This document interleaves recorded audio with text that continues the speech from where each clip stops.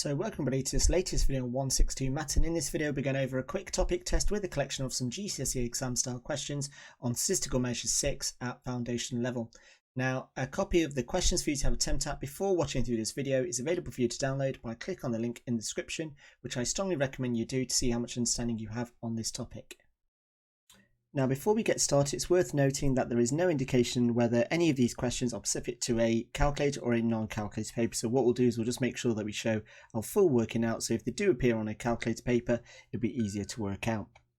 So let's get started on question 1. So question 1 says, which of these are examples of discrete data? Now, discrete data is basically a data that can only be certain numbers. So here, weight is continuous, number of sisters, that's going to be a correct one. We've got number of pets and speed. So I would say that the two examples, when we're looking at 2, is going to be the number of sisters and the number of pets. Question 2, it says below is a list of data. It says, and we've got numbers. It says work out the median. So the first thing we need to do is first of all add up, see how many numbers we've got. So we've got 3, 4, 5, 6, 7, 8, 9, and just get rid of that little mark and readjust the screen again. We've got 9 numbers. So if I just do 9 little dashes, 1, 2, 3, 1, 2, 3, and then I want to order those numbers. So from smallest to largest, so it doesn't really matter which way you order it. I tend to find most people go for smallest to largest, and then what you kind of want to do is just to kind of tick each of the numbers that you've done to make sure that you have not missed any of the numbers out. And doing it this way is a lot easier, so that if you do miss a number out, it's not going to be the end of the world, because you can easily sneak in a little number up there and still use it without having to do the whole list again. I've got 29, 35 and 42. So which number appears in the middle? Well, it's going to be 24. Then it says work out the mean. So what I need to do is add up all of those numbers. So 15 plus 42 plus 25 plus 16 plus 24 plus 17 plus 22 plus 35 plus 29, and I want to divide them all by 9. And if I work that out, I should have an answer of what do we get? 225 divided by 9, and that should give me an answer of 25. The next question then says work out the range. Well, the range is going to be the smallest take away, or the biggest take away the smallest, so it's going to be 42 take away from 15, and that gives me an answer of 27. Then moving on to question 3, it says write down 4 whole numbers with a mean of 10, a mode of 12 and a range of 8. So for this, what we need to do is, now there's no mention of the median, so let's just have our little 4 dashes. Now, with it being a mean of 10, it means that the sum of all 4 numbers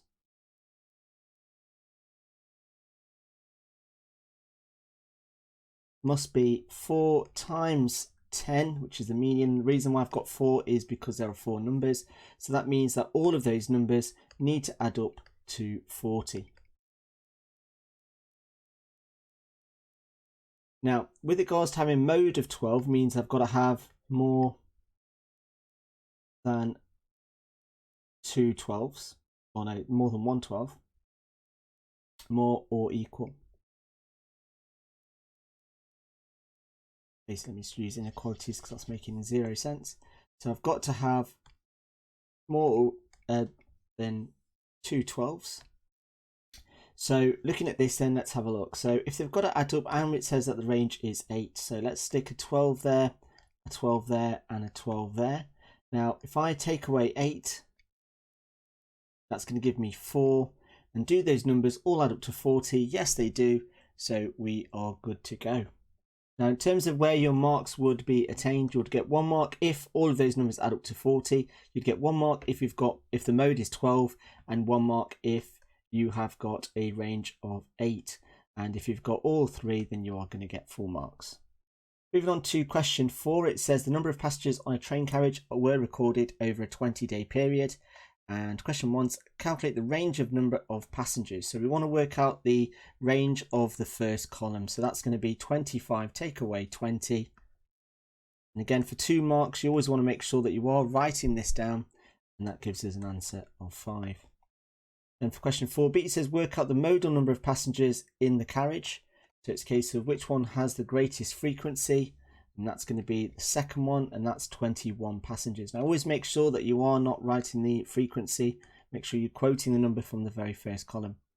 Question 5, it says the table shows the weights of 40 students in a year group, and the question is asking us to work out the class interval which contains the median.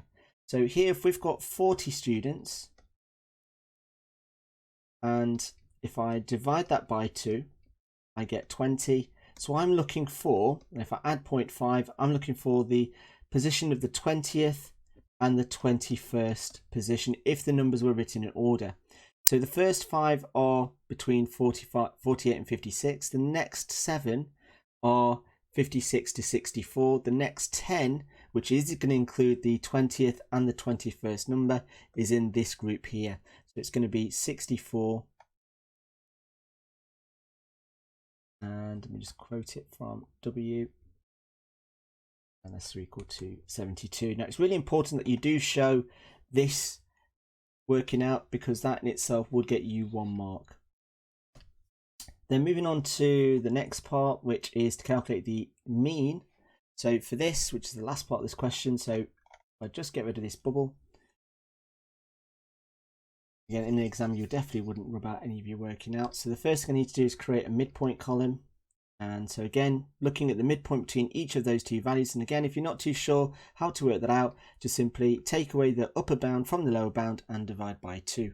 So here, my midpoint is going to be 52. We're looking at 60. We're looking at, that's going to be 68, 76, 84, and 92. And the next thing for me to then do is to create fx column.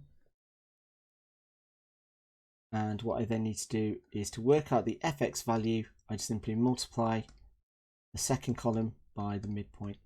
And if I do each of those, which I'm going to do now, so I've got 5 times 52, which is 260, 7 times 60, which is 420, 680, 8 times 76, which is 608, 7 times 84, which is 588, and 3 times 92, which is 276.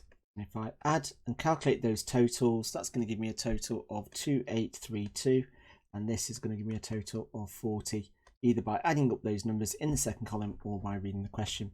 So here the estimated mean is going to be 2832 divided by 40, and that gives me an answer of 70.8, and there is my final answer.